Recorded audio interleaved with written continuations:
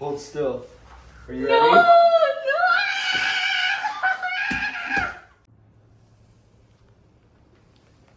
Has this situation ever happened to you before? I'm the CEO of Snooze & Co., here to introduce to you guys a new product called anesthesia. No, not another patient gone. Don't worry, I got you. Try this new product called anesthesia. To introduce anesthetics, why are anesthetics needed? Pain serves as a crucial protective signal alerting the body to injury or harm. However, during surgical or medical procedures, pain becomes a major barrier to effective treatment and patient comfort. How do anesthetics work? Anesthetics act by blocking nerve signals to the brain, either temporarily or for the duration of a procedure. They can reduce or eliminate pain sensation while preserving other neurological functions depending on the type of anesthetic used. And what are the three major categories of anesthetics? So there's local anesthesia, regional anesthesia, and general anesthesia. Local anesthesia numbs a small specific area without affecting consciousness, and an example of this is lidocaine, which is used for dental procedures.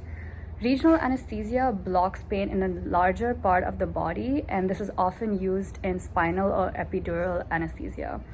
General anesthetics induces a reversible loss of consciousness, which is often used in major surgeries.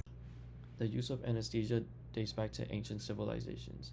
However, one of the earliest European records appeared in the 1200s, when Theodoric of Lucca utilized sponges soaked in opium and mandragora to alleviate surgical pain. Up until the 1800s, surgeons were not allowed to offer opium as an anesthesia. But in 1846, William T.G. Morton used sulfuric ether as an anesthesia, and that was the start of modern-day anesthesia. So first, let's talk about local anesthetics. These are drugs that block pain sensation in a specific area without affecting consciousness. This makes them ideal for procedures where you need pain relief, but you don't need to be fully sedated. They're commonly used in dental procedures like fillings and extractions, as well as minor skin procedures like getting stitches or removing moles. Some examples of local anesthetics include lidocaine, which is widely used in dentistry and minor surgeries, as well as benzocaine, which you might recognize in numbing gels and throat sprays. Regardless of how they are applied, local anesthetics block sodium ion channels in nerve membranes, preventing nerve cells from sending pain signals to the brain. There are a few different ways in which local anesthetics can be applied. Topical anesthetics work by diffusing through outer layers of the skin or mucous membranes, temporarily numbing the nerve endings at the surface. These are great for numbing small areas before minor procedures. Injections go deeper. They are administered directly into the tissue or near nerves, allowing the drug to spread and block pain transmission along larger nerve fibers. This makes them more effective for procedures that require deeper numbing, like dental work. Patches deliver a slow and controlled release of anesthetic for prolonged pain relief, while eye drops numb the surface of the eye for procedures like cataract surgery. Regional anesthesia is used for surgeries that require numbing of larger parts of the body, such as the arm, leg, abdomen, and back. It numbs a specific part of the body by injecting anesthesia near a group of nerves, effectively blocking pain signals from reaching the brain. There are different types of regional anesthesia, such as peripheral nerve block, epidural, and spinal anesthesia. Regional anesthetics fall into a class of local anesthetics, such as bupivacaine, chloroprocaine, and lidocaine, which can be combined with narcotics such as fentanyl to reduce the needed dose. How does anesthetics numb certain parts of the body? Anesthetics work by blocking voltage-gated sodium channels in nerve cells, which stops pain signals from reaching the brain. Normally, when a nerve is stimulated, these channels open, allowing sodium ions to rush in. This creates an electrical signal that travels along the nerve, telling your brain you're in pain. Anesthetics like lidocaine or bupivacaine binds to these sodium channels when they're active or inactive. This prevents the nerve from sending signals, keeping it in a resting state and effectively numbing the area. General anesthetics act on the full body, resulting in a deep hypnotic state or loss of consciousness.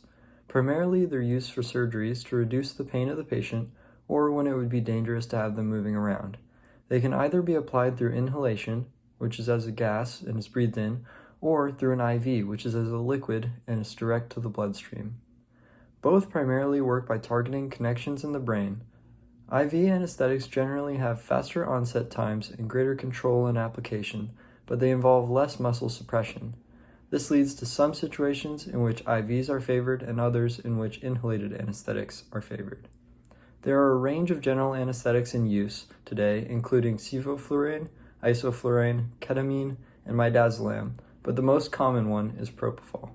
Propofol is a phenol derivative IV anesthetic that is highly lipid soluble, resulting in rapid transmission to tissues, including across the blood-brain barrier, which results in loss of consciousness in just a few seconds.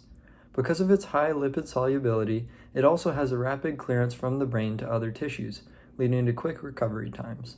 Propofol works by binding and activating the inhibitory effects of GABA receptors in the central nervous system, which open channels allowing chloride ion influx to the neurons.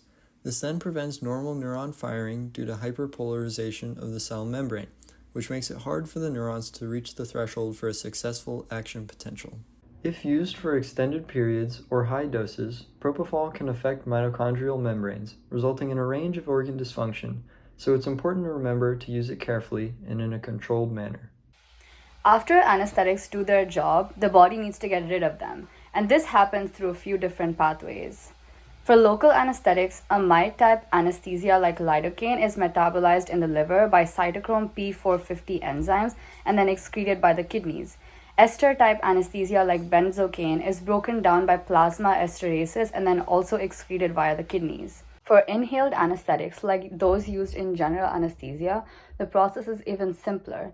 These drugs are mostly exhaled through the lungs without much metabolism, which is why patients are encouraged to take deep breaths after the surgery to clear the anesthetic faster. Lastly, intravenous general anesthetics like propofol and ketamine are mainly broken down in the liver before their metabolites are excreted by the kidneys.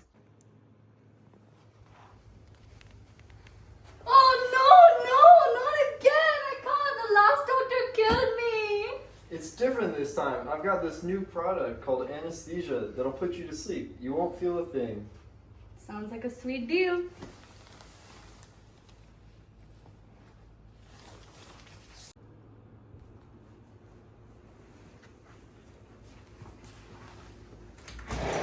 Now here's a paid doctor testimonial. Are we rolling? Yeah. Without anesthesia, my patients weren't doing so well.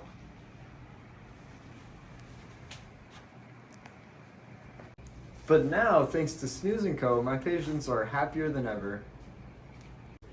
Snooze & Co., your trusted partner in pain-free living. We're the first company in the world to come up with this revolutionary, life-changing product.